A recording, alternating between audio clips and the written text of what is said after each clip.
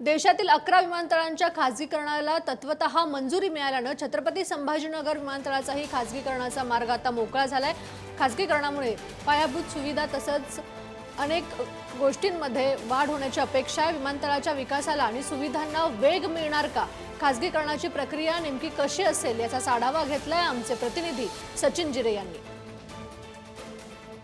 मी सध्या छत्रपती संभाजीनगर विमानतळावर उभा आहे आणि याच विमानतळाच्या भवितव्याशी निगडीत बातमी समोर आलेली आहे।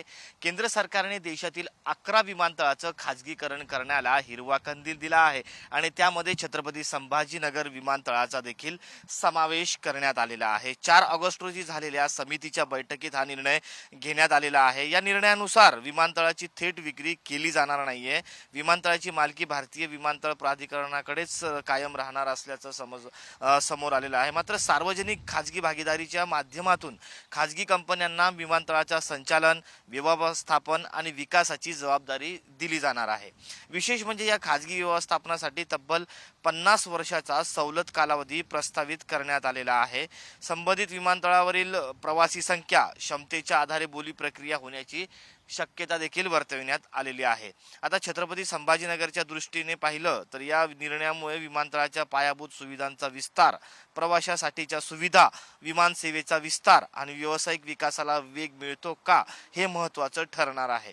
मात्र दुसरीकडे खाजगीकरणामुळे विमानतळावरील सेवा आणि शुल्कामध्ये नेमके काय बदल होतात याकडे देखील प्रवाशांचं लक्ष असेलच। या प्रक्रियेत अदानी, GMI सारख्या मोठ्या विमानतळ कंपन्यांची नजर असण्याची देखील शक्यता व्यक्त केली जात आहे।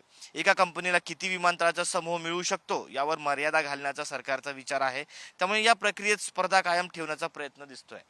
अमृतसर, वाराणसी, भुवनेश्वर, रायपूर, तिरुचिरापल्ली आणि तिरुपतीसह 11 विमानतळाचा या प्रस्तावात समावेश आहे। म्हणजेच विमानतळाची मालकी सरकारकडेच राहणार, पण पुढील काही दशकांसाठी त्याचे संचालन आणि विकास खाजगी हातात जाण्याचा मार्ग आता मोकळा झाला आहे। आणि छत्रपती संभाजीनगर विमानतळासाठी हा निर्णय नेमका किती मोठा बदल घडवून आणतो हे पाहणं महत्त्वाचं राहणार आहे। यामध्ये सेवा वाढते की मग शुल्क वाढतो हे पाहणंही महत्त्वाचं राहणार आहे। कॅमेरा पर्सन अमोल वाघुलेसह मी सचिन जिरे, पुढारी न्यूज, छत्रपती संभाजीनगर।